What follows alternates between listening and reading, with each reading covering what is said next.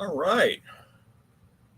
It is Tuesday night and we are live. What's up, everybody? Um, Unfinished, first one in the chat. Beat you to it, Dan. You have to start working on that again. So the the thumbnail is a picture of a Dodge Sprinter. Got to pull the 3.6 out because it needs the good old camshaft and lifters and probably a few rockers, as per usual. Wintertime, you might. All right. Dakota, you are correct, sir, but we got to fix everybody's dailies, man. Unfortunately, that's how it goes. Sprinter is a unibody. Yeah, it is 100%, but they sell them, they break, and we fix them. So, seen them wimpy sheet metal rails. Yeah, the newer they get, the skimpier they get. That's just how they roll now. And a lot of times they work them so that the exterior frame and body is a lot thinner sheet metal than the actual cabin, so that the outside folds up before the inside. So the outside is going to take a lot of the impact rather than the passenger compartment. So, but yeah, Camaro is still definitely rather be working on a Camaro.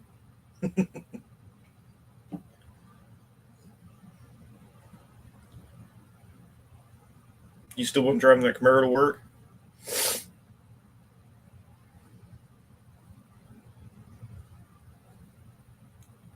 Dan the Pizza Man.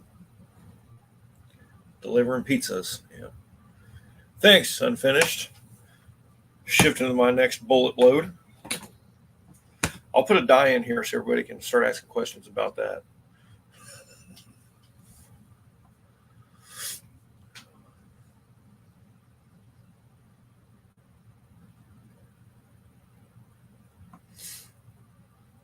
Mr. Ron English, how the hell are you?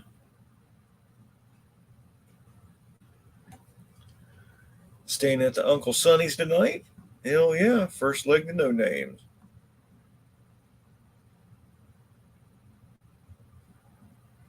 Dent side delivering. Hell yeah. I got the aluminum heads put on the Trans Am. I've been driving it around too. I changed the heads, cam, intake. I take. Whoa. Take rockers, push rods, and then the water pump start leaking. Go figure.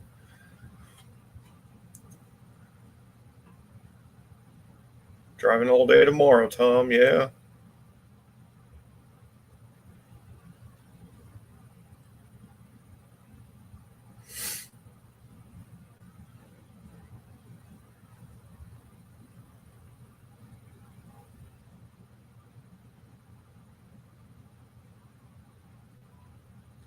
The man, the myth, the legend. Should bring Sonny to no names if he's game.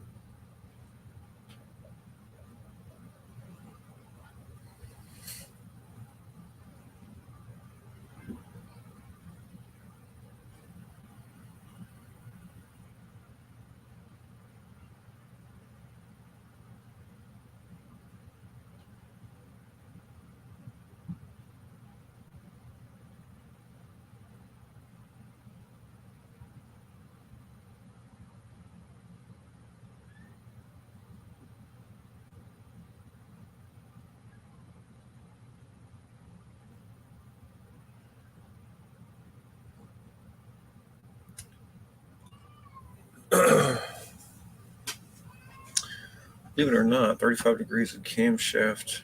Get away from there. Duration 50 and 50 more CFM intake. Oh, it makes a huge freaking difference, dude. 35 degrees in your duration is big time difference.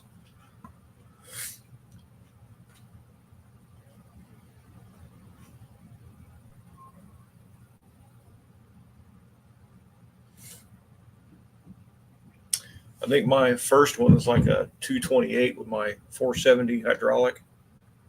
This one is a 250 something, I think. Lot different. Stays open just a little bit longer, but it's also a solid roller, so it makes a big difference from a hydraulic flat tappet.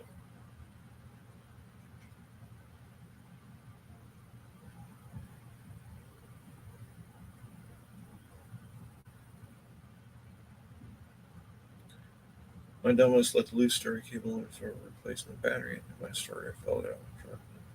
It cranks the hell up right now. Yeah.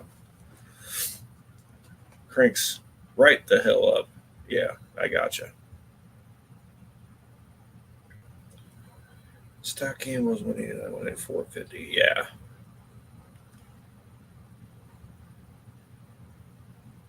Oh, dude, that's a big difference in freaking power. You got a hell of a torque going on now. Got a detour in Paducah for Zaxby's Chicken. Sounds interesting. Yeah, my new one's a 110 LSA, but it's like a 252 at 50, but it's a whole lot more lift though. That's how they go anyway. My battery cables, which it needed.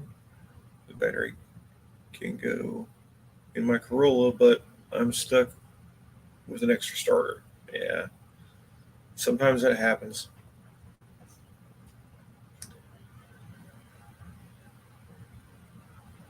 Drove to work yesterday. It was pretty good. Still need a little more tuning. Acts kind of funny at low speeds. So mine was at like I think a 228, and it was at 472 lift. And running the carburetor, it gets barely any vacuum at idle. So if you have a vacuum advance, it's probably going to affect that. That's why I went mechanical on mine.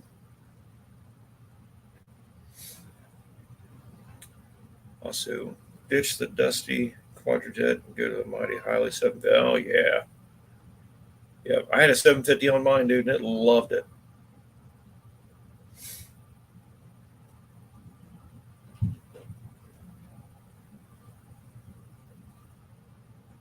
Well, that 400 is going to wind up a little quicker than that 455, Dan. I've got an adjustable vacuum advance, but haven't messed with it yet. You need to switch it over, change that distributor to mechanical so you can be done with it, because that camshaft of the carburetor, you ain't going to have a whole lot of vacuum to pull that vacuum advance.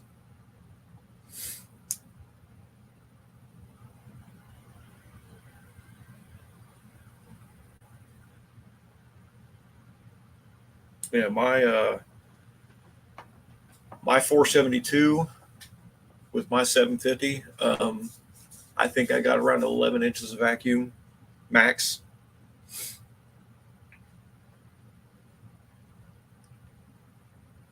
With my fuel injection, on the other hand, I used mechanical advance on it, but where I've got my God dang it, my AFR, where I've got my air fuel ratio set, I've got almost 16 inches of vacuum at idle with that big nasty solid roller.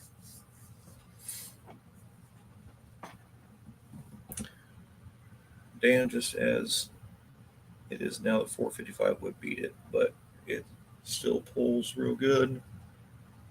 Got a few things to change. On paper, the 400 should make more top end power.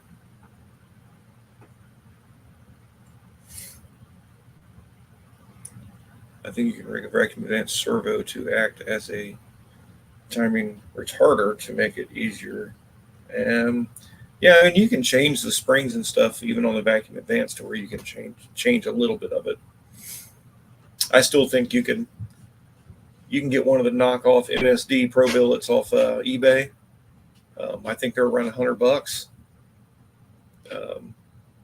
I put a light and a heavy spring with the light bushings. Howdy, Don. Hello from Cleveland. But with those springs and those bushings, I get a little bit of initial timing, but when I smash it, it goes full advance and it loves it.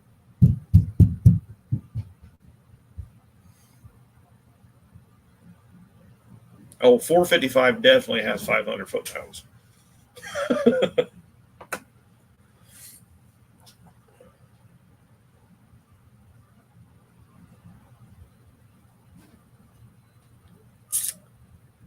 Yeah, you need at least a 2800 or 3000 converter with that camshaft.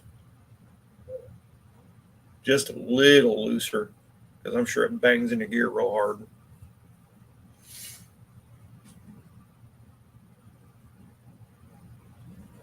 I've got a 3600 in mine now.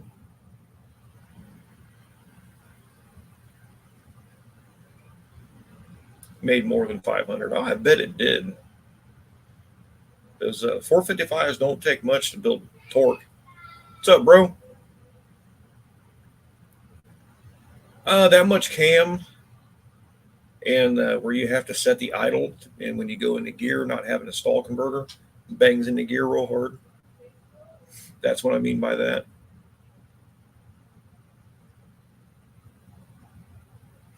.21 stroke.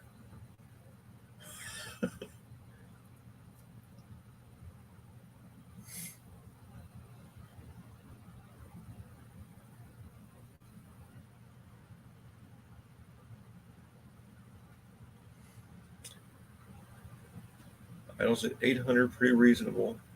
So it doesn't bang into gear real hard?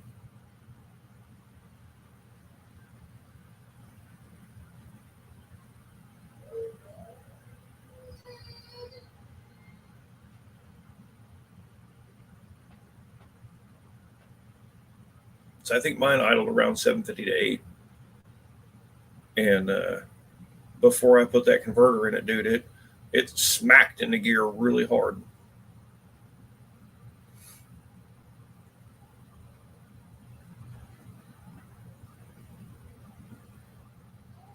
Only drove it a few times. Hello, Wendy.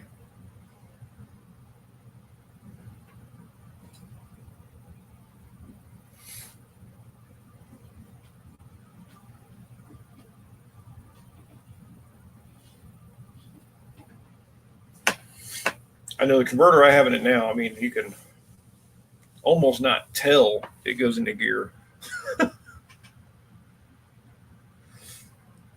And my trip to work, I was wide open throw the whole time. I wish I could bring myself to buy lottery tickets to win so I could get me a TA and a Z28 to play with, and some Mopars and Oldsmobiles and Buicks. I know. That's every car guy's dream, is to have a bunch of shit that, everything.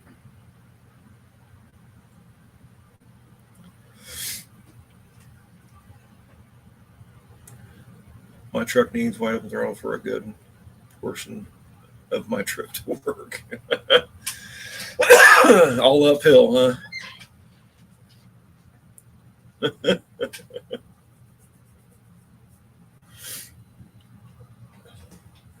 Oh.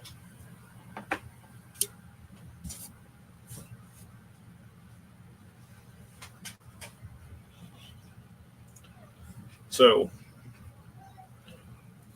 the new edition. Everybody see? 2 weeks old. Almost 3. Almost 3 weeks old. Yes, Don, you're here. I bought a little oil pump for the TA. Also having lightweight stuff on the engine. Hell yes. She mean mugging. No, she's asleep.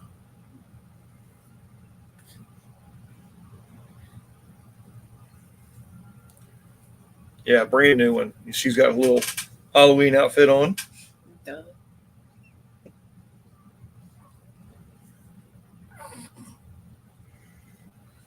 Cover back up. She don't get cold.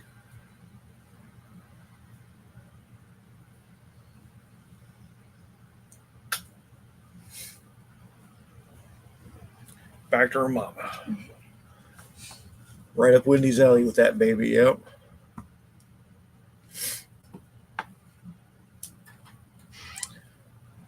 That's like my millionth grandbaby.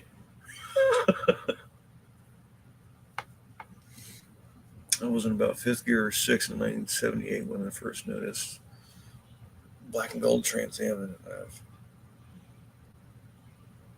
Just saying happy birthday, huh?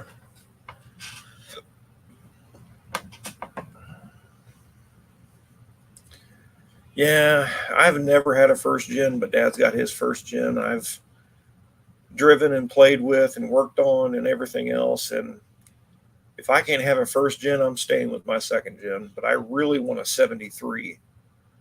I really want a 73. Hell yeah, Grandpa Rob. That's right. Love my grandbabies. And I like it better because when I give it right back.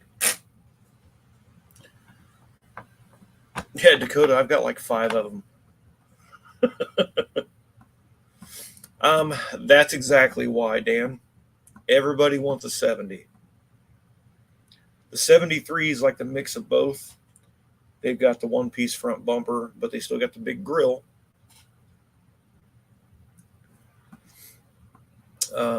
Everybody wants a split bumper. They think that's what you have to have, and it's not. Same reason people ask me why I wanted to rebuild my 79. Because I want to. It's just,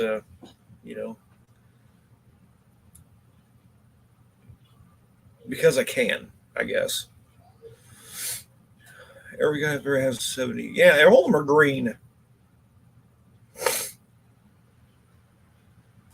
Old McDonald, what's up? 69Z with a Corvette engine in it.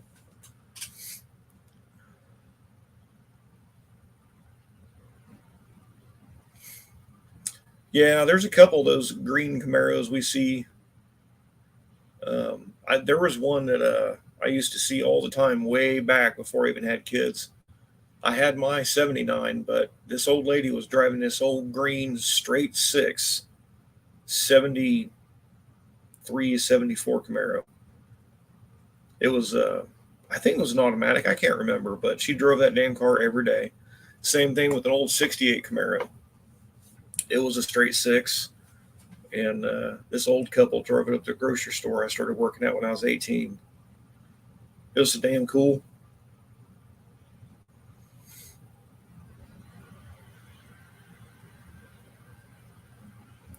Yeah, the 69 Camaros was a pretty dang well, Dakota, it was a joke. It was around here we get these hillbillies it's got a Corvette engine in it, and they think because it came out of a Corvette, it's going to be fast.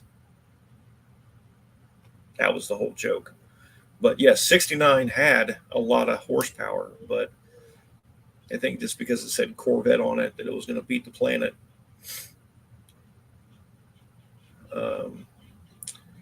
Yeah, 79 started the emissions BS, I think. 79 and 80. So, yeah, they started losing a lot of freaking horsepower. Or maybe it was 76 when they started. I can't remember. Twisted, what's happening? The DZ302 was a bad hombre. That thing would wing to the moon. Vic, did you hear me start? No. I'm in my basement. Sorry, I didn't hear it. Warn me next time. I'll go outside and listen.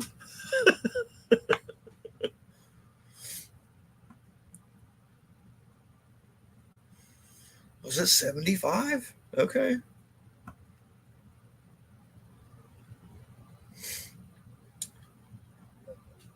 68 and 9, I think, Dan. It could be just 69, but I thought they had a couple of them in the 68 before the horsepower wars started happening in 69. I got a Quadrajet off a 74 Corvette. It will beat a Holly Dominator. I'll take 1,000 for it. I thought I heard a water buffalo earlier.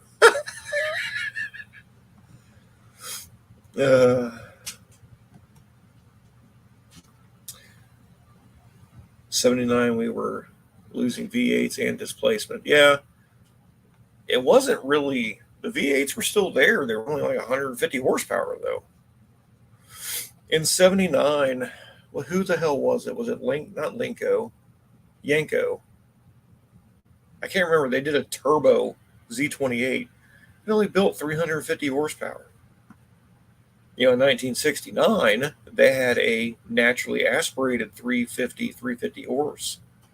And then what was it? 427 was 430 horse or something crazy.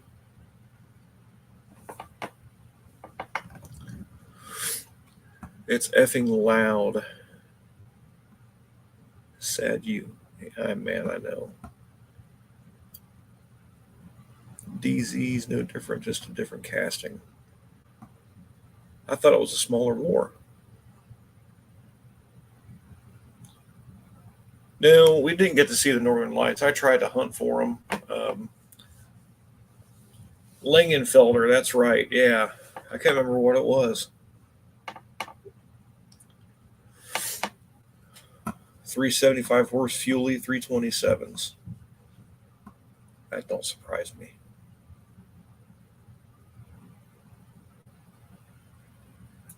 '78 had a Dodge D150 that would whoop a Corvette. Undoubted, dude. '78. I think the Corvette still only had 165 horsepower, so it wouldn't take much.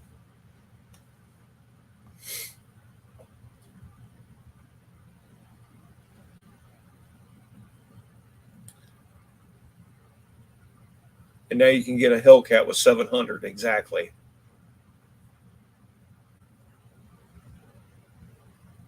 The DZ was a 327 with a 283 crank, yes.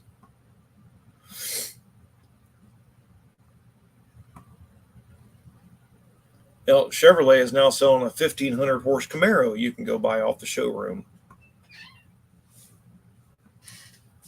Which to avoid those two bridges? Oh, hell, I don't know, man. I still got to hit the bridge, I think, regardless. You just got to slow down and take your time. D is no, it's not a different board stroke. I do know about that. It was a different piston, different crank, and different. It had the 461 or 462 casting heads.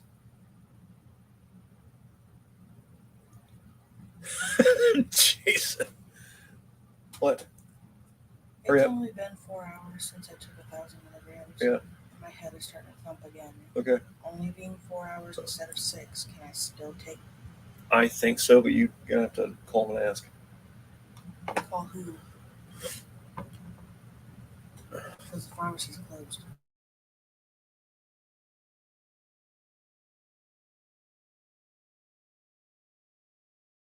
Any fridge plugged in with your beers in it? I know where, so we won't get rid of it. She prefers to let it rust away. Yeah, well, you'll have that.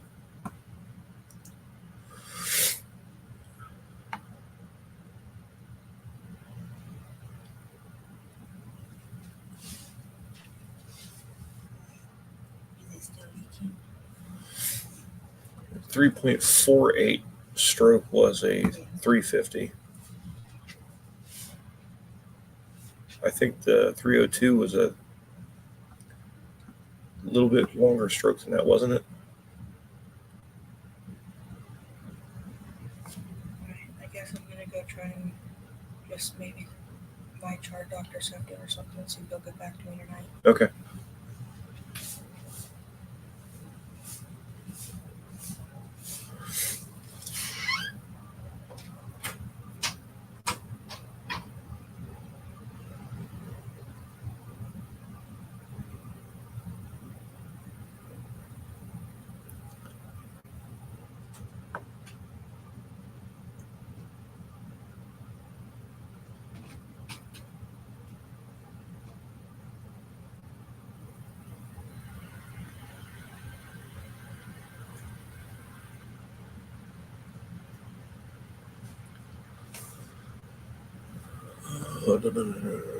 No, 302 and 3 to use the same 4-inch bore. I see no. I know the 4-inch bore. I'm talking about the stroke. The 350 is 3.48. I think the DZ302 is like a 3.15 or something stupid. It was some oddball.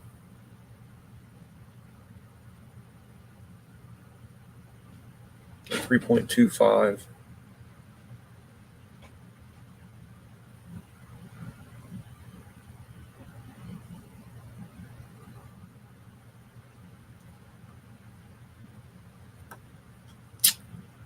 Was it only a 2.8 stroke? I thought it was more than that. I know they winged the freaking moon so god dang fast.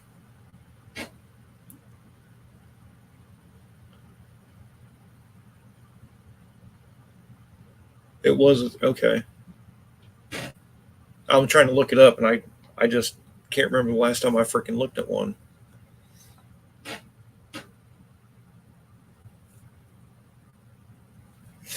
Three-inch stroke from a 283. LRE. What did I lose? Dakota.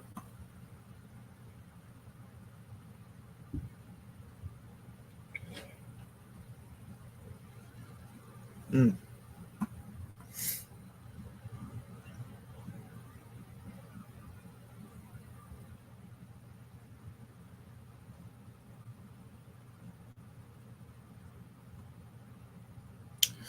Yeah, it does, Dakota. You look long enough and you'll find that DZ302 has a 283 crank, but they use the other rod that's a little bit longer and makes it a 3-inch stroke with a different piston. It was like 10.5 to 1. Still made 350 horsepower, but it was a small cubic inch. The builders were just having fun building something different.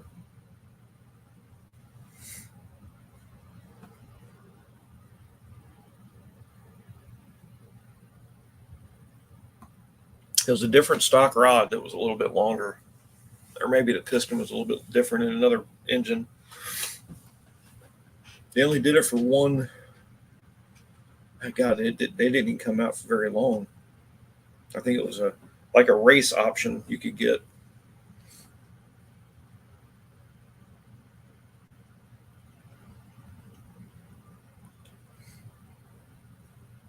I know I didn't learn about it till I know they had 302s and the Novas and stuff like that back in 70, or maybe in the 60s, late 60s, they had a 302. And then I saw a badge on a Camaro that said DZ302, and I didn't know what the hell it was. So, I looked into it way back when. And I've not done my homework on it in so damn long. There is a kit to make it a 302 LS.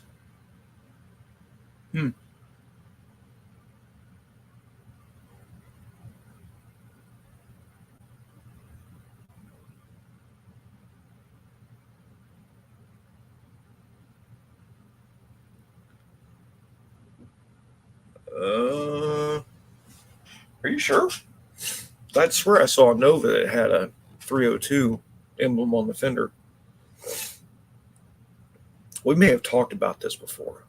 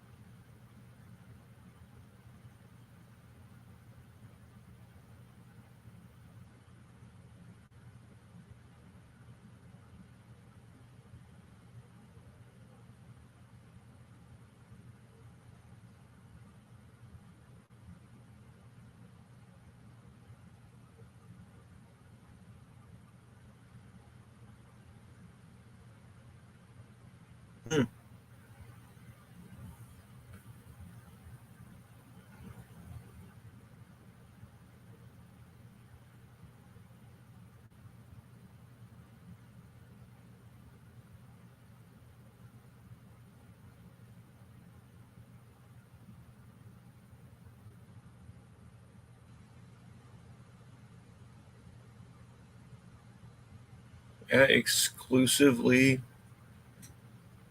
in the Camaro. It was never in the Nova. Maybe it was 307 I saw in the Nova. Was it 307 maybe?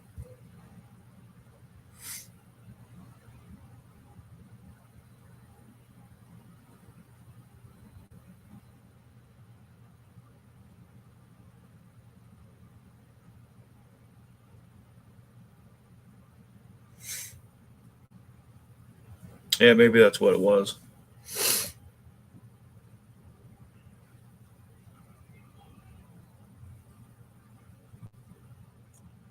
Mopar D-stroked. Yeah, I remember hearing about that from old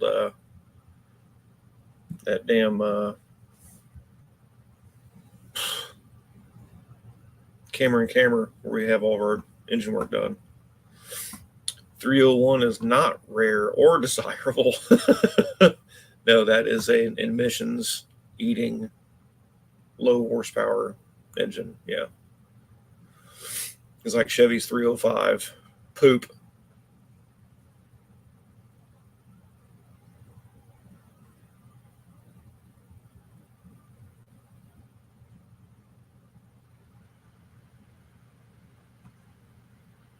Yeah, 307 they used in Novas, Camaros, Oldsmobiles, Buicks, all kinds of stuff. And they kicked it and went back to 305.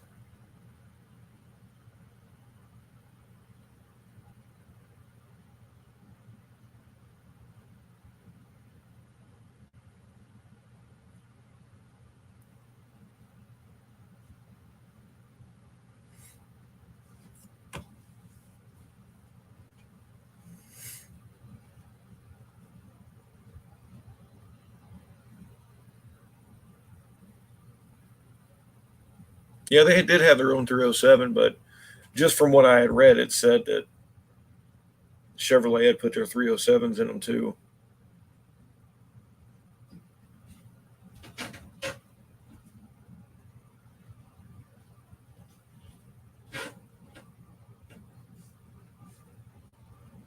But a man can do a Pontiac 301s and rail styling too. Rear Pontiac head and make his own intake manifold. Well, I'm sure somebody did that at some point somewhere.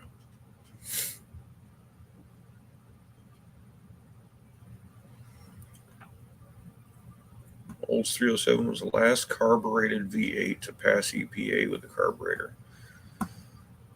What year was that? Olds Omega. Um, that was like mid 80s then, wasn't it? I had an 84 Camaro that had a carburetor on it. It had the computer controlled timing and stuff, but still had a carburetor on it. Oddball Pontiac V8s. Oh, sweet.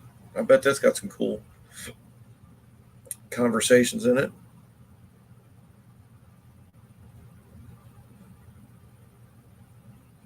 Right.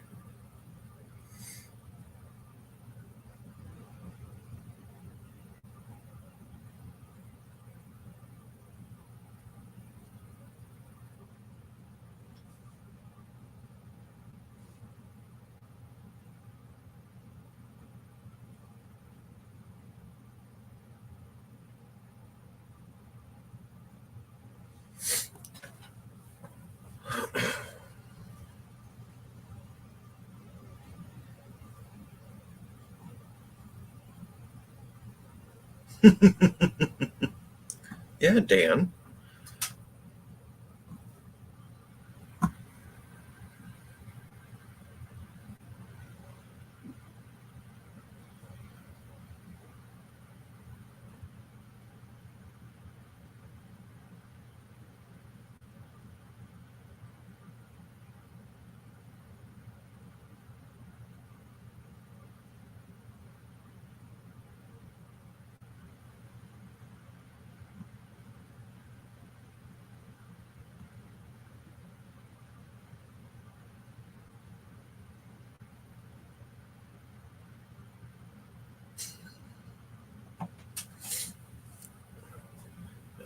the least desirable 400 ever.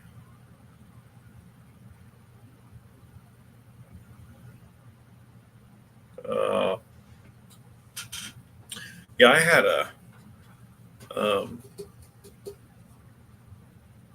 a 76 Grand Prix SJ 400 turbo. I I think I owned it for about, I don't know, 9 months maybe. It was just enough to get me back and forth to work when I was 18. And that's when I found the Camaro. So I bought it, brought it home, put the Pontiac in the trading post, and I had people fighting over it out in the street. I kept on telling the guys, listen, he showed up first. If you don't want it, then you can have it. And it was stupid. They wanted that 400 bad. They didn't care about the car.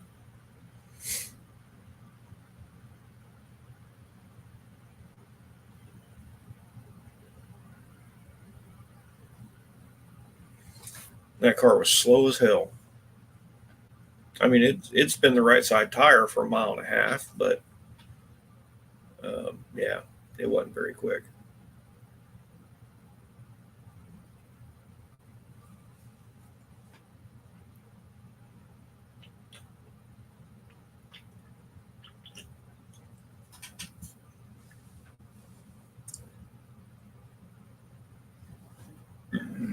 I'll shift Harley at 7,500.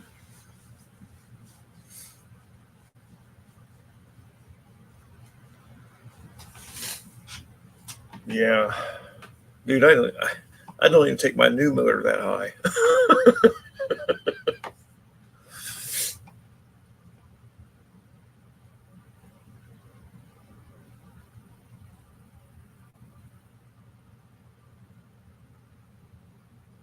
Yeah.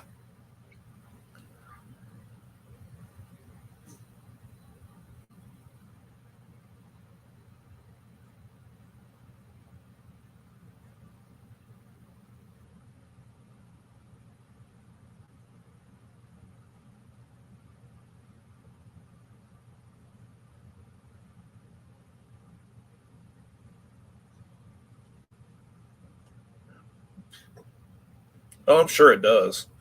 You change all kinds of, limits when you start building power.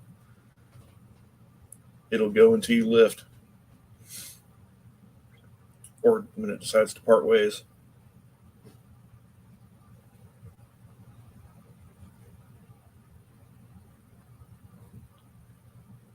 The best thing you do to the late '90s Jag is LS swap it. That chassis was junk.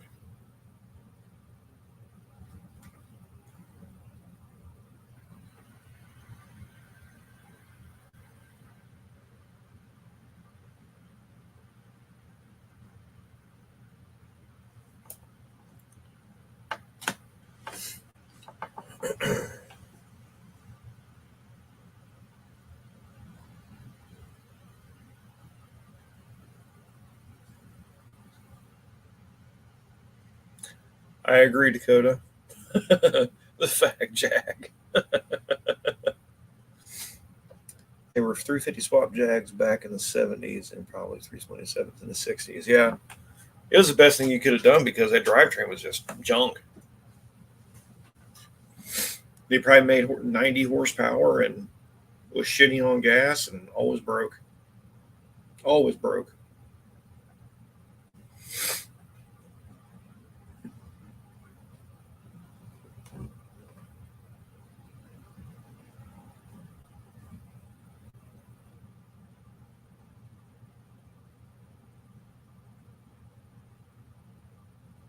There was one year they were buying them straight from the dealerships, bodies only.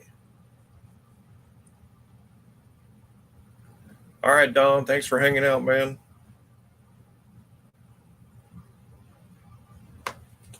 Well, they had the options, but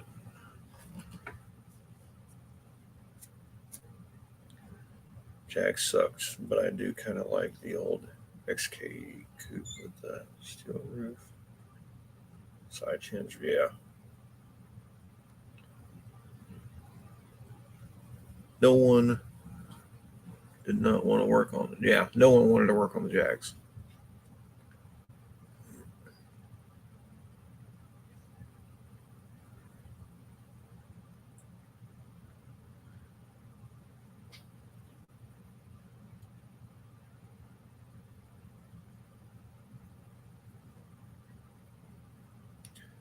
Man, there was one year where they were buying them straight from the dealership, bodies only.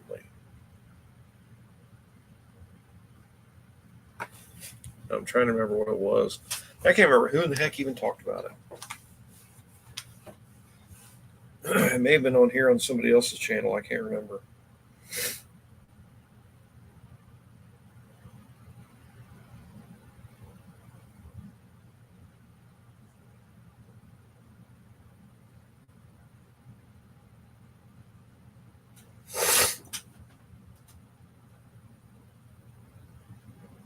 Well, Dan, they kind of look like it, so it's yeah.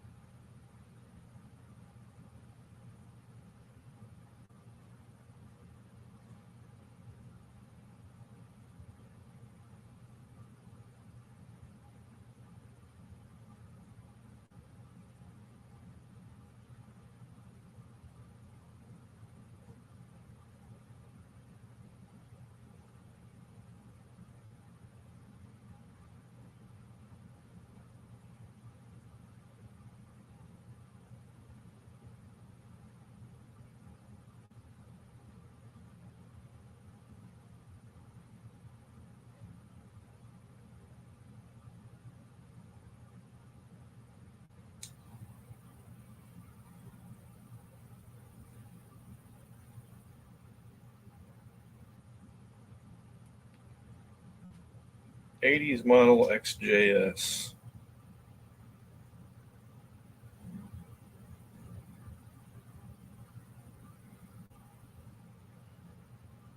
No. Anyway,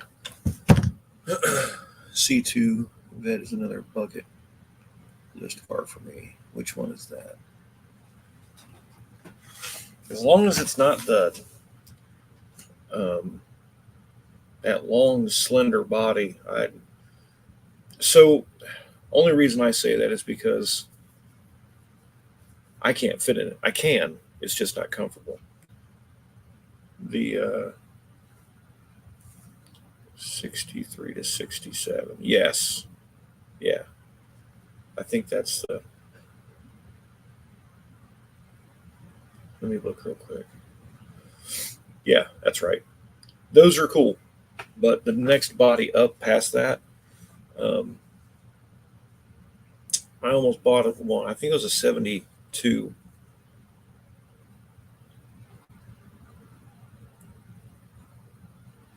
I bought a brand new 2025 Jag the other day. Hot Wheels.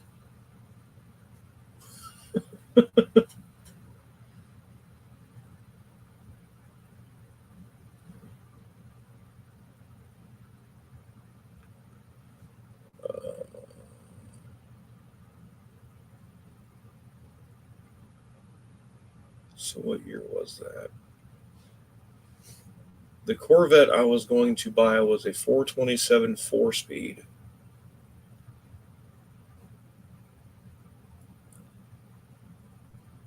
But it was the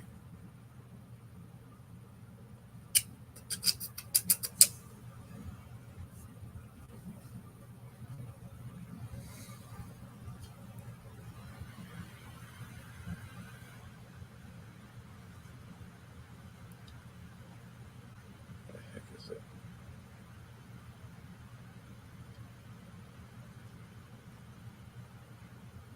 Maybe like a 69 or a 70. But it was the next body style. I don't need a big block. Yeah. The only thing that the big blocks has is they're torquey as a mother trucker. 68 to 82, yeah. I think this one's like a 72 or something like that. But once I sat inside the car and started working on it, Dad got a 402 about, yeah.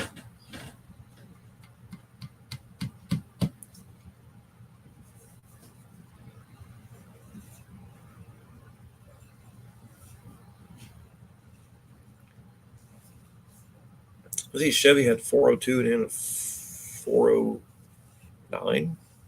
Yeah. No, I think those only came in Impalas.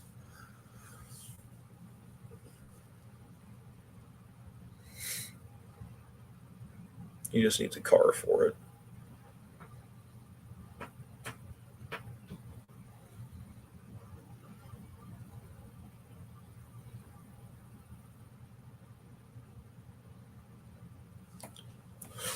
I know. Huh.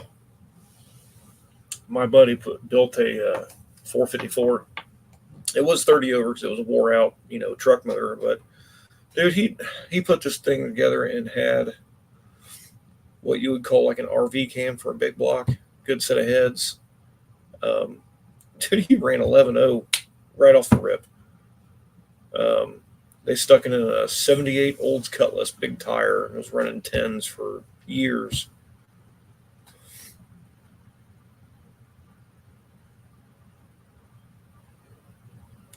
.409 was full size only, along with the 348. You could still get a 348 in a truck, yeah. So I mean, it's not hard to get a big block to run power and run numbers.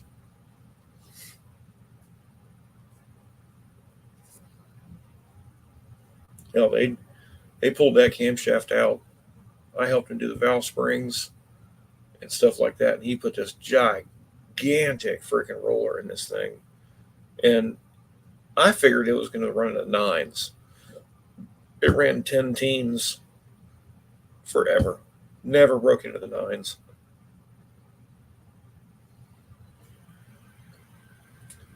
Yes, you could still get a 409 and a 65 Impala.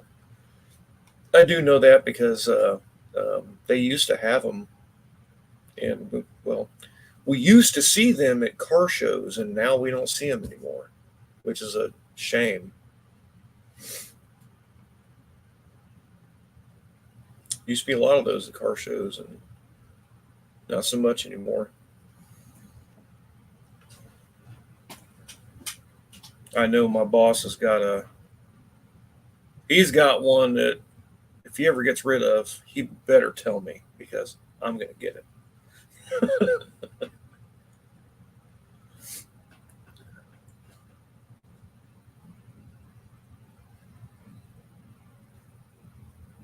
You get a 396 that year too. Yeah, dude, I'd still run with the 409. Those things were beasts. No, it doesn't have 409. No, it's a 67. But it's super freaking nice. I mean, super nice. And I don't want to hot rod it either. I just want to put a motor in it and cruise it. Convertible, actually. We had a plan together, but it got put back a little bit because of the original engine that we were going to try and use has already got claimed. It already got claimed, yeah. Oh, his 442 is convertible too.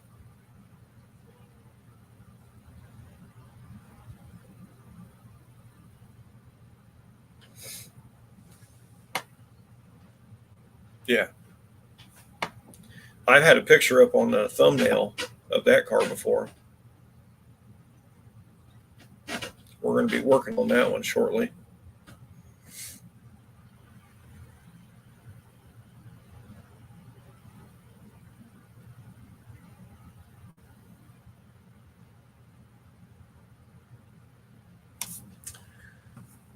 I've only got 5 in here. What the hell happened?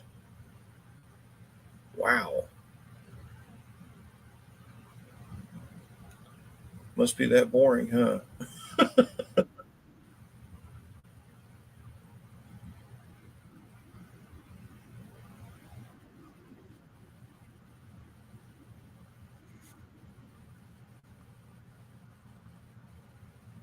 Scared them all away. I dance to get views. Nah, you don't want me dancing.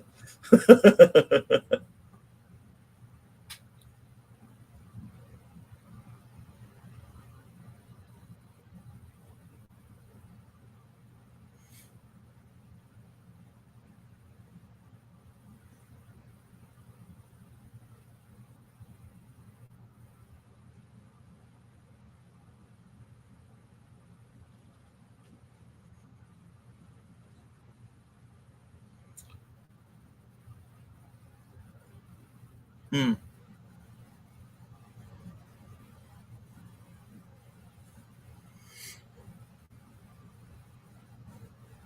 Buff and Kim are still on. Show you some skin.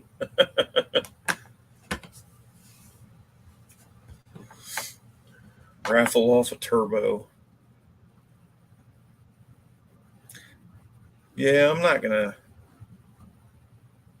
just not that kind of guy. I'm not gonna push or bribe anybody. I guess that's why.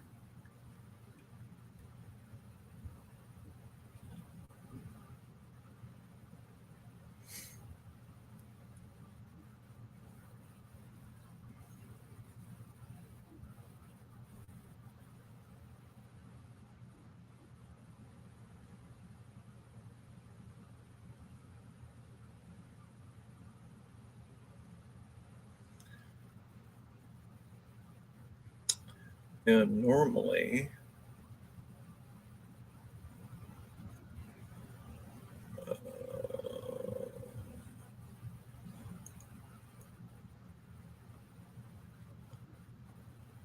we didn't now show car pictures. Yeah, it shows. Thanks, buddy.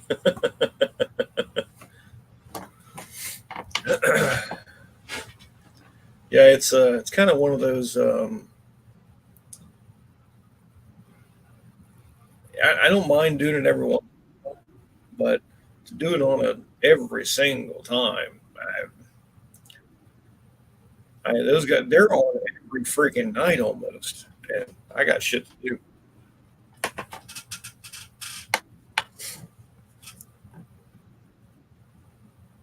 You Camaro guys.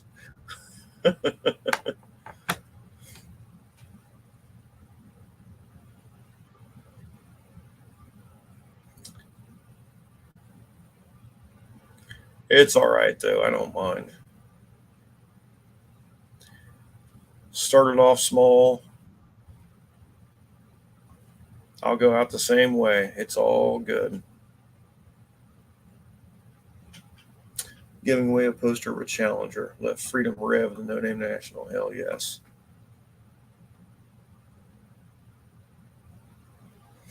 He's got a Fox body. How can he be a Camaro guy? I first rode in a Camaro in 1969 or so, and SS396 4-speed. I wish I could remember it. Yeah, that was like 7 years before me.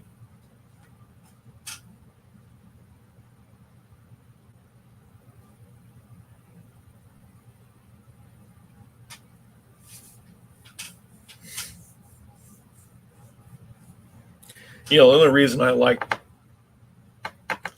well, I mean, I like older Mustangs just because it's, a classic car and I like working on them. Jason's Mustang, I didn't mind so much just because it was his car and I supported whichever he did. I didn't care. It was, his car. But, yeah, I'm not out to go buy one. Love some of the 15 Camaros. Yeah. I'm not sure if I ever said anything, but what was it? I think it was around 2012, 2013. In the 69, I was riding in a Bug. Foxes are a pain to work on. Not really. I've worked on them. But in like 2012 or 13, I went to go buy a 2010 Camaro that was wrecked. Me and Dad drove all the way over to Indiana, and the picture the guy took didn't show the roof damage. The roof was freaking buckled, and I was so pissed. It was like 2.5, 3 hour drive out there with the trailer to come back empty-handed because there's no way that car could be straightened out. It was too mangled. I was madder than hell. But that was before I decided to start tearing the Camaro apart and fixing it. I was just going to take power plant or whole drivetrain and stick in that 2010 with a carburetor just to piss off the, original guys.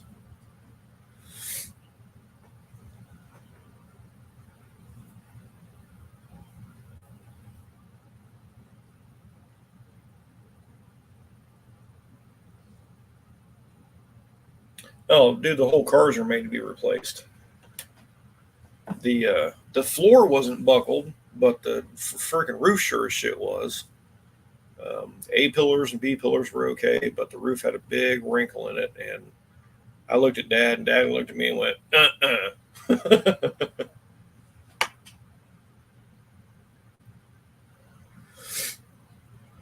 So I've never driven a Hemi Charger. I've seen them, stuff like that. I worked on a 72 or 71 Challenger 446 pack 4-speed. It's super thin, Dan. But that yellow Challenger was sweet.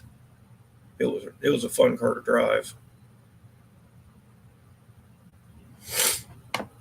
I think all the cars are all spot welds anymore.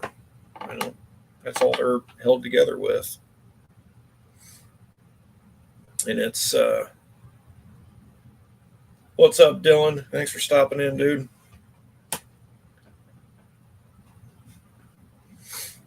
But I think there's so many inner and mid panels now. When you take one off to replace a part, you got to remove 4 layers of shit just to get the one you need to replace.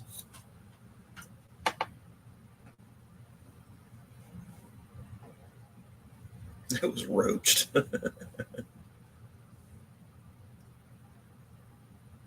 You're at negative 35 and 69.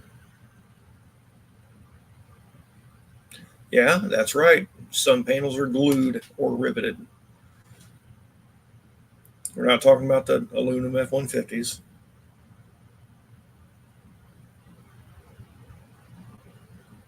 I've seen them in car shows. Dad hung a couple quarters on one. Never got to drive it. I just ate dinner. I'm not even thrashing, just going through paces, checking and double checking things for safety. And so we don't forget anything. Yeah. Take your time, man.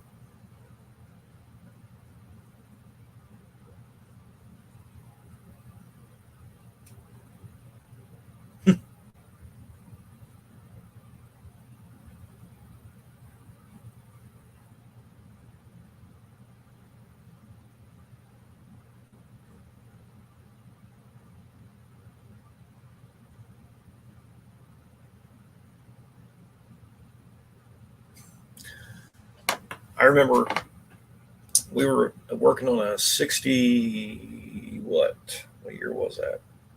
It's a 66 Malibu, I think. And it was a 450, or no, it was a 396 4-speed. We were driving it on a milk crate. That's when me and Jeremy was working at the body shop with my dad between summer break in high school. And that old ass mechanical clutch, trying to drive that thing on that milk crate, sucked.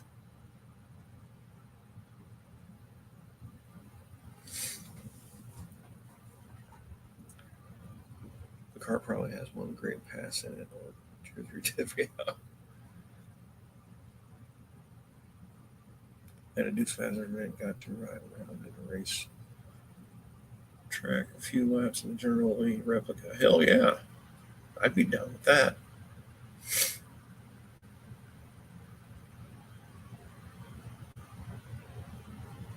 Yeah, but that 66 Malibu used to go to the car shows out there where we used to, the body shop Dad worked at sponsored it along with a towing company and some other else. But yeah, it was sweet.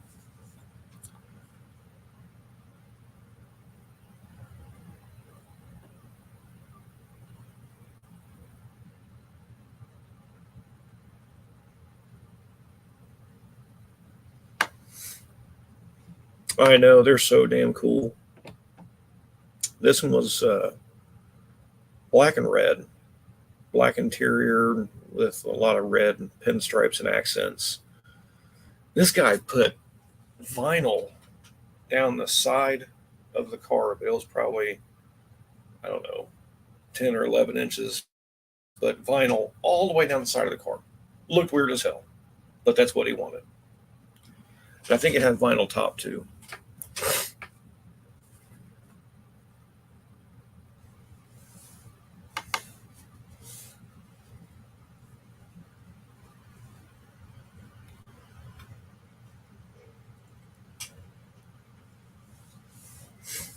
But yeah,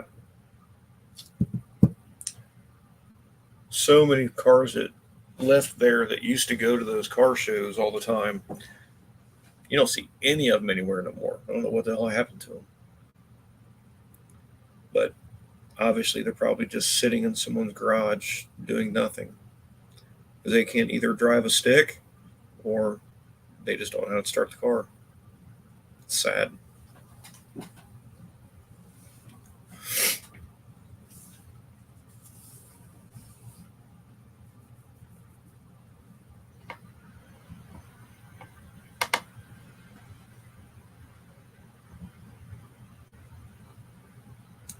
Did you ever come across a clean red 67 8?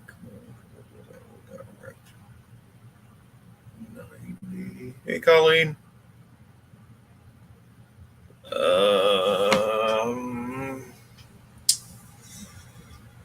Around 90. Around 90, let's see. 92, Dad got the Camaro back on the road. So the only red, I want to say there was a red 67.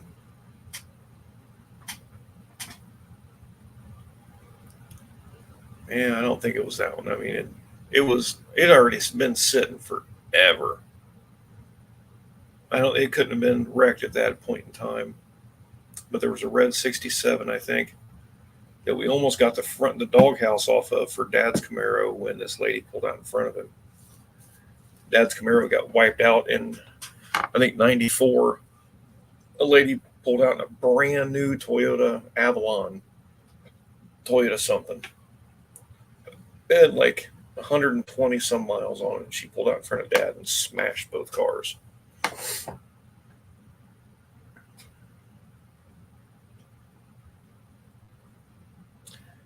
There's a good possibility. I mean, there was always cars coming and going out of the body shop, getting quotes and all that fun stuff. Because way back then, Dad still did lead. He didn't do plastic yet. So they may not have wanted any lead work done on it, or, I don't know. It's all speculation at this point. But I think the only 67 I knew of was already been sitting for a really long time. So, I mean, at that point, I bet you there were probably 5 body shops within about a 5-mile radius out where Dad is in Centerville. There was tons of them.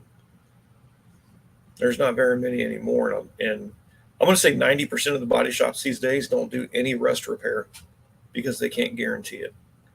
The materials they use these days, from what I've been told, doesn't encapsulate the rust as it should. The car was totaled, and the family let it go to insurance. Think they did from new. Oh wow. Are you going? No, unfortunately, Colleen, not. Um, Jason was supposed to. We were going to rent a double trailer so we could bring both vehicles. Um, so no, Jason's work. He loaded up a ton of work and not able to take the weekend off to be able to make it out there. Now there was talks of maybe coming out and hanging out on a Sunday and then going back home, but we'll see. Bondo today seems to be more prone to cracking too. I mean, I don't know anything about the cracking. If you prep the metal properly where it sticks, it shouldn't. Although, um, where we refixed my sail panel on the Camaro, right where the roof and the sail panel come together, there was lead seamed right there. We re-leaded that seam, but then I went out and ripped on it a few times, come back, and there's this little bitty hairline crack starting again. That's with frame connectors, roll bar, everything, and it still tweaked it. It's whatever. Sorry, Colleen, I know.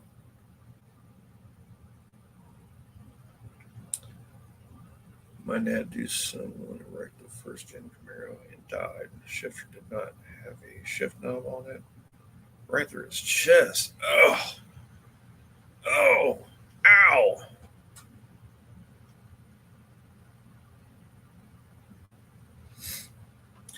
Well, we leaded the seam back in and then put some plastic over top of it to hope that it wouldn't do it again, but it still did.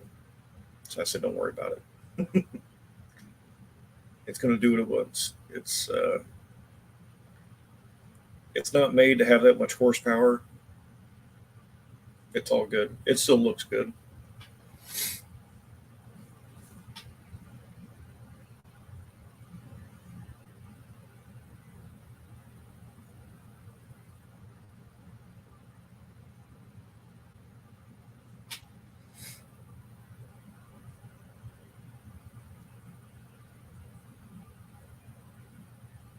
God, I could imagine having a shifter run through my chest. Oh.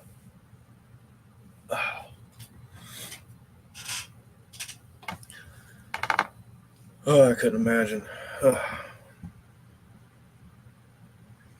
Kid from high school was wrapped from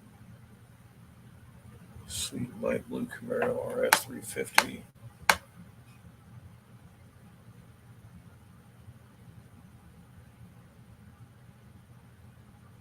Stabbed by the shifter. Dang.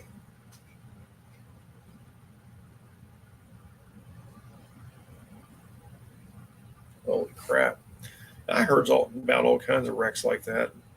Actually, I mean, between the, I don't know, 4 or 5 salvage yards I went through to piece my Camaro together, I probably pulled some parts off of some of those cars that, people died in, possibly. I don't know.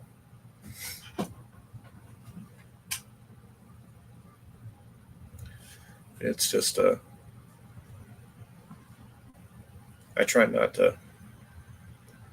Black hockey stripes, too, man. That sucked to think about.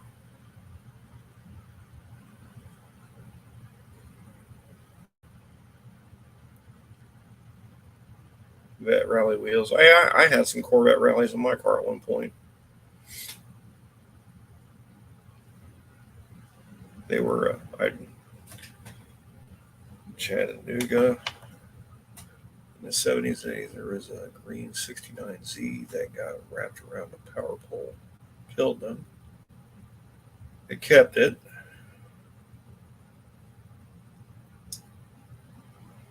Displayed on the top of the building for a long time.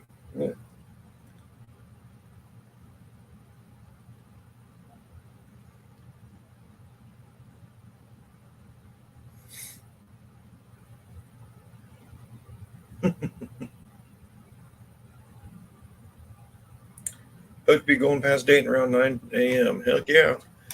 I will be in Huber Heights. So,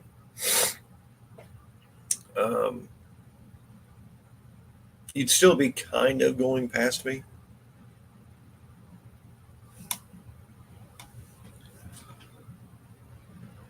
The Stillers apparently just got taken down in the car in the last few years.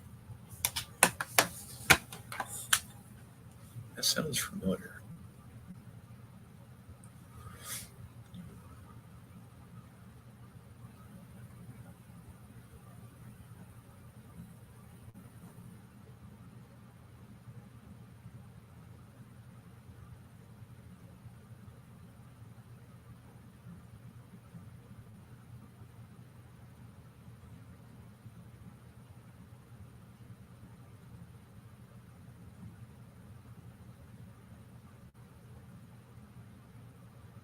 Oh, yeah, there it is.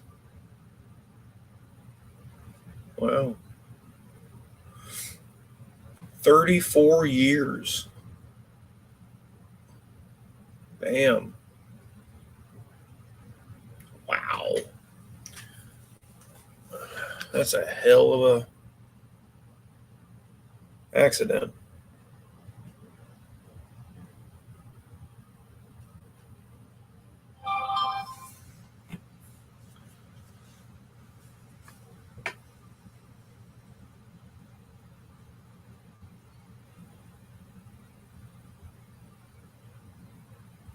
Hmm.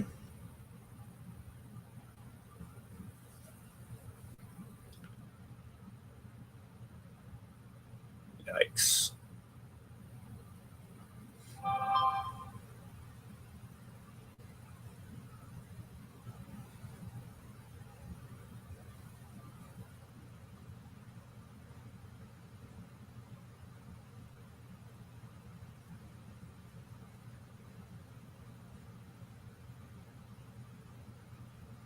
Man, oh man.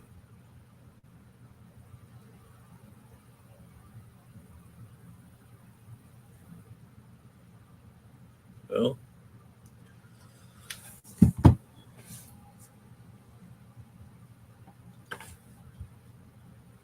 I don't even know how in the hell they would have pulled someone out of it.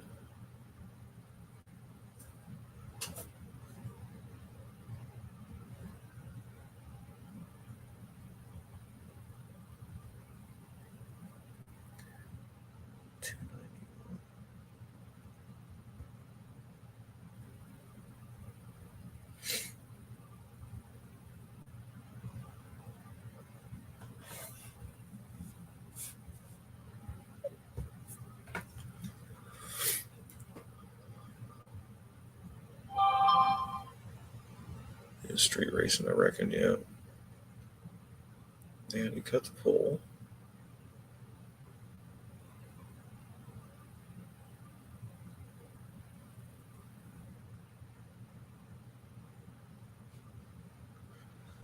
Well, one of my buddies wiped out his Fox Body Mustang a long time ago. I watched him roll that car. He was in a medical induced coma for probably 3 months because he shattered almost every bone in his body. He wasn't allowed to move, talk, nothing. So they kept him asleep, fed him with a feeding tube until his body healed. And when he came back out, he had to relearn to walk and everything. That's when I quit street racing. I'll take a real quick rip, but not holding out the way they were doing. It was just, it's freaky.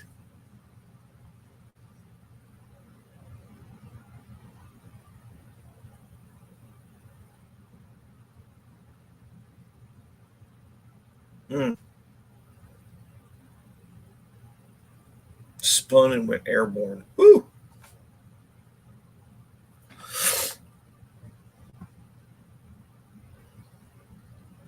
Well, they tried to keep his Mustang, but Insurance didn't do anything with it. I think he got the car back, but he took the motor and transmission out and scrapped it.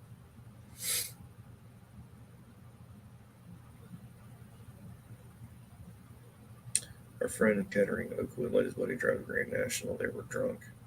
Buddy crashed and killed the owner. Oh, God.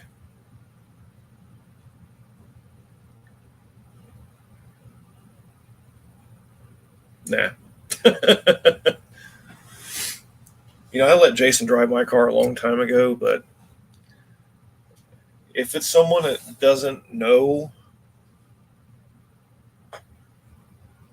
to know when to say when and lift, you ain't driving my car. Went off the end of a dead end street. Oh, no. Yeah, no way. Ain't happening.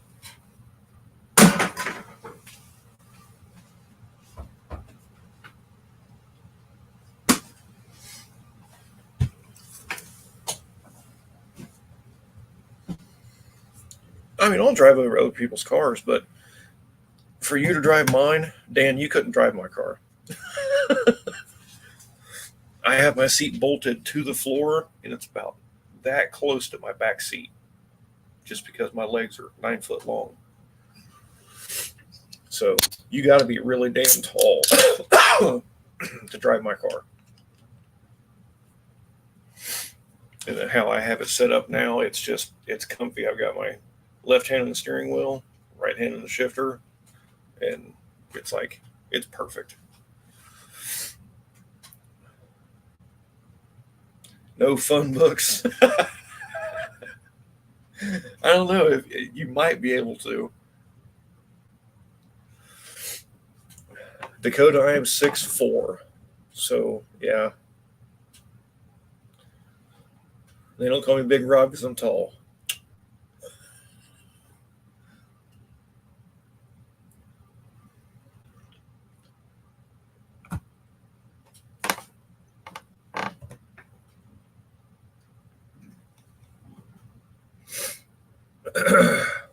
So yeah, it's the cars at work when I get in, most everybody, as they would call average height now, is around 5'6" to 5'8".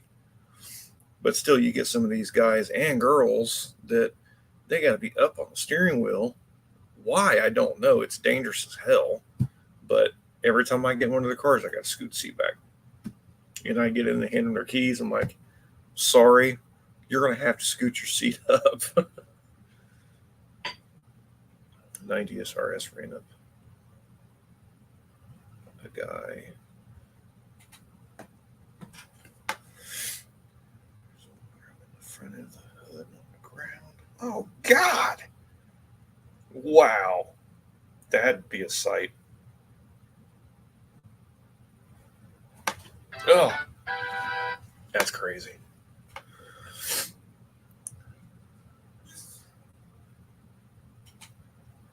The front of the hood was leaning against the pole. God dang.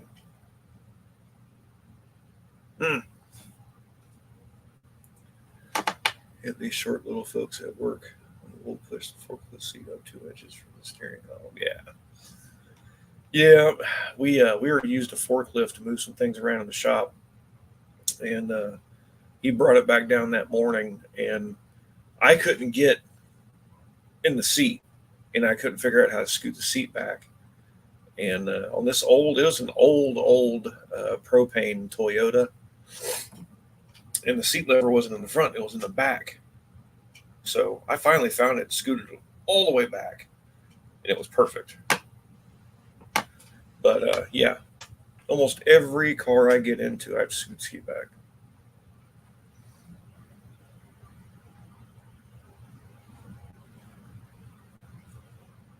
That's crazy.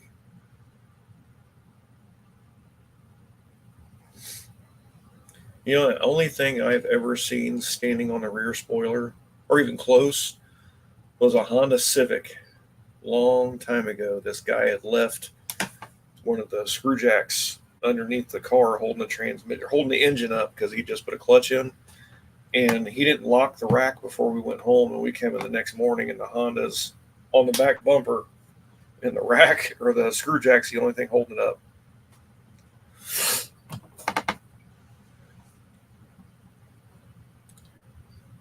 Neither of my cars have functional seat tracks. Yeah, I took mine out too. My mom drives with the seat all the way up. Yeah, my daughter Danny, the shortest out of my kids, she's like 5'4". I cannot even attempt to get in her car. If I know I got to work on it, I tell her ahead of time. You get here, scoot the damn seat back. Abigail's not so bad because she's like 5'8", I think. So that one's not so bad if I have to jump in real quick, but otherwise, still got to scoot it back. But Marissa, she's 5'9", and she gets the idea. She can jump in anything I'm driving, and the same thing with her. Being tall sucks sometimes.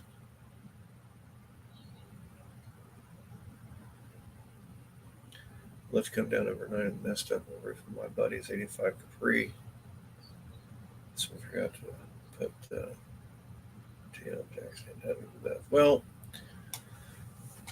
the lift I'm talking about was the old center post that came out of the floor.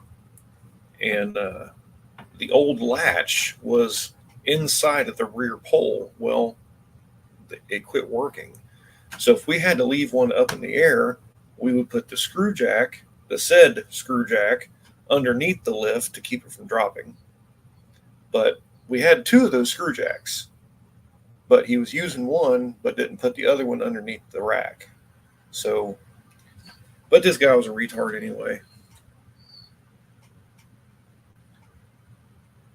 My dad was 6'3" and said it was hard to buy clothes if you were bigger than him. Oh, shit, you ain't kidding. I can't buy jeans at any store around here. I have to get them online. And I think it was Kohl's. It was Kohl's before Amazon started and stuff like that. I'd go to Kohl's and order my pants. They wouldn't charge me any more money. I still got charged normal shelf price for my pants. Everywhere else had to charge me like $20 extra per pair. So,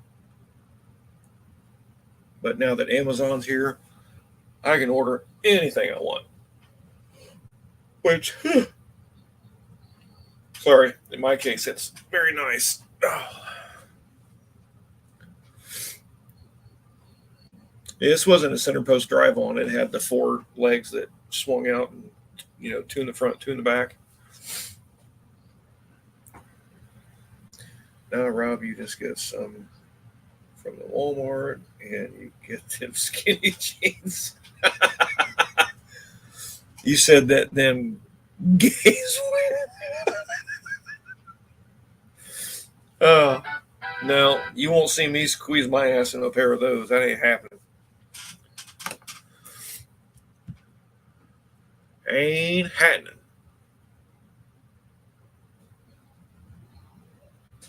Shoot, dude, there's times that Amazon comes to my house once a day. Either one of my kids or me. Or their aunts and uncles and grandmas and everything else, drop ship stuff here for them. And the babies. So, yeah. Bell bottoms is what we wore in the 70s and 80s. Man, I tried some. Those some bitches are tight. You got to get them like way bigger than what you're supposed to have to make them fit comfortably.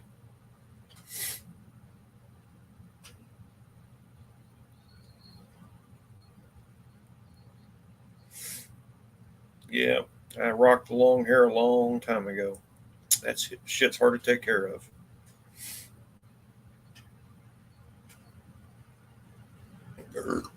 Picture a blonde slash. That was me. Long blonde curly hair.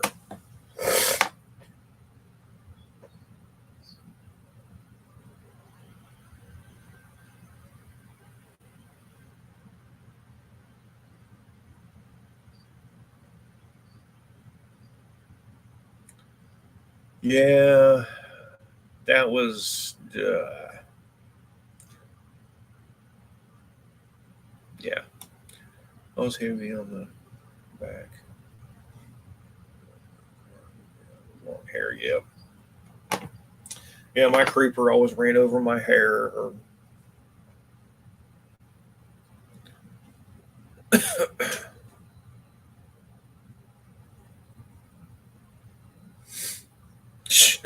shame on you, Dakota. You could have taken him to the tractor supply and helped him find some. That's what you should have done.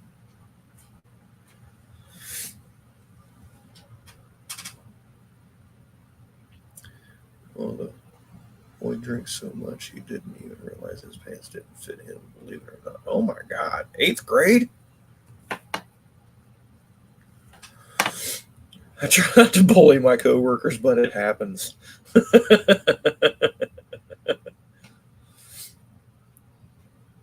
I'm a little fucker.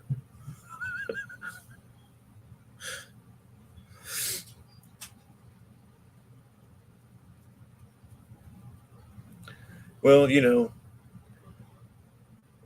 in some cases, you know, poking somebody to, motivate them sometimes is a good thing to do, but other times, I mean, you can't lead a horse to water.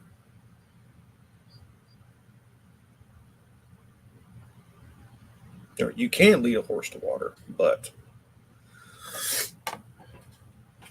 some people just don't give a shit on how they look, how they dress, nothing, how they smell.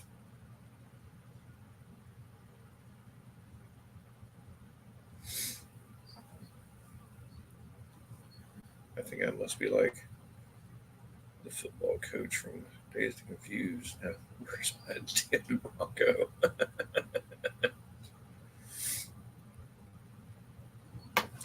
Oh God. Man, I've seen some nasty videos of people's hair and clothes getting caught in rotating equipment. And this one dude, his jacket got caught, and it smashed his head on the concrete until he was just spaghetti. He was done. But no bringing him back.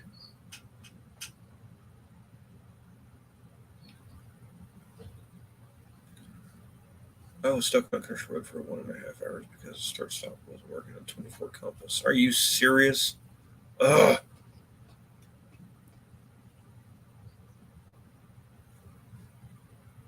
Livin. Correct, sir.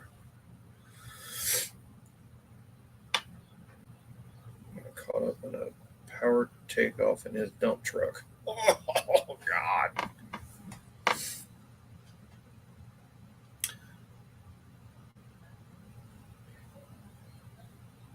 We're so old now. We lay down on the creeper and we get run over our what?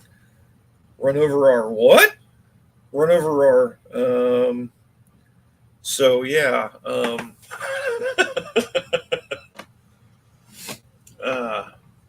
what was I going to say?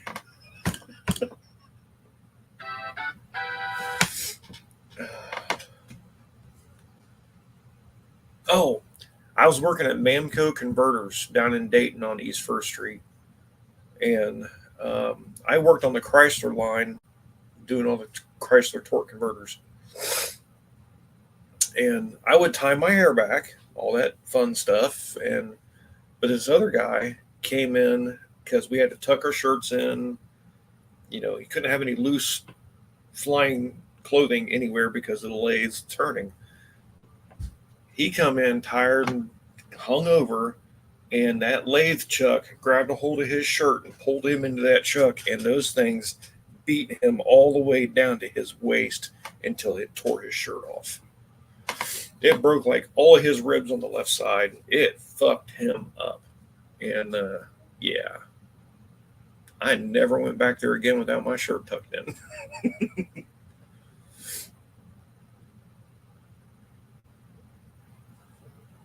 Yeah, ouch. It was a bloody mess. I was over there holding a couple towels on him, and everybody else is scrambling and moving equipment. And the racks and everything, so that the paramedics could be able to get a hold of him. And it was a freaking disaster. I think I was 19.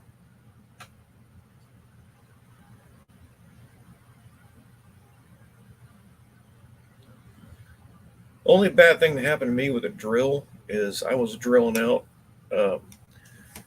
It's called like a Watts link on a PT Cruiser, and the hole had some burrs in it. So I took his big ass 1/2 inch drill bit and ran down inside there. I've got a snap-on 1/2 inch hammer drill. Man, it grabbed the some bitch. It come over and whacked me in the freaking jaw. Never did that again.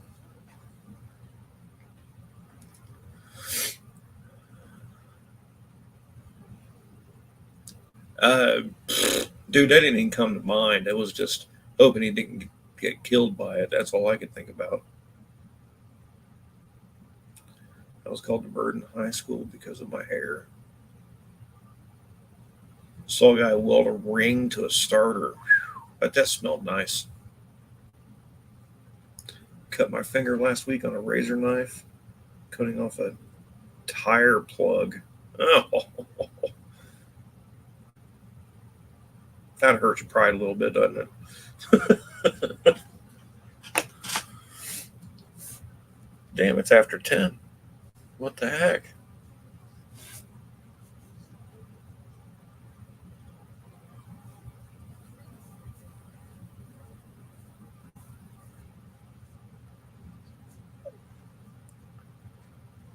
I was bummed when I heard Big Bird died.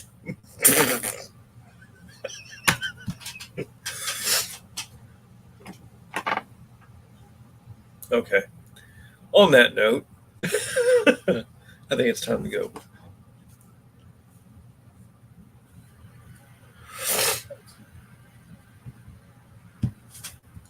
But everybody that hung out and stayed and hung out and talked with me and everything, I appreciate you.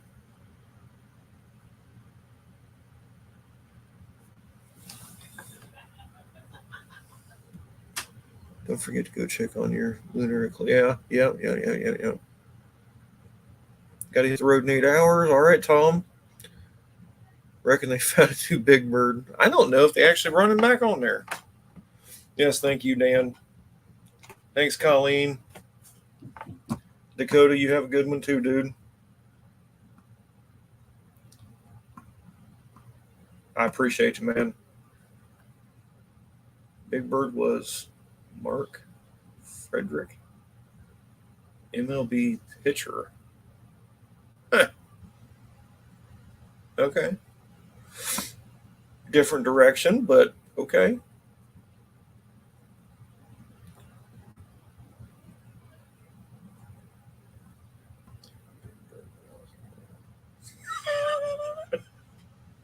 God damn it.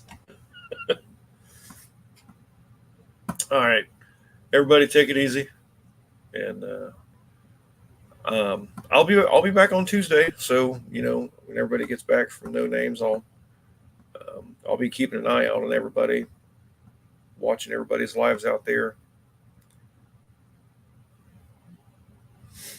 But eventually we'll make it down there again some way, somehow.